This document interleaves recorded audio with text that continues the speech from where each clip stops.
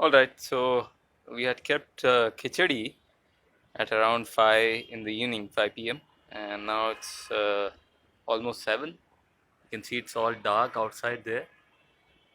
And we'll just check the status of the khichadi, if it is done or not. Here we open the tray, kept 2 pots, and we'll open the inside one.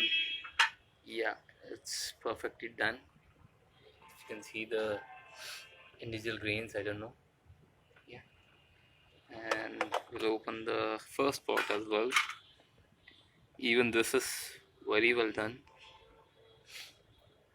So that's the beauty of SunWings. You can cook in the evening and be assured that it will remain very hot for a long time, till midnight maybe.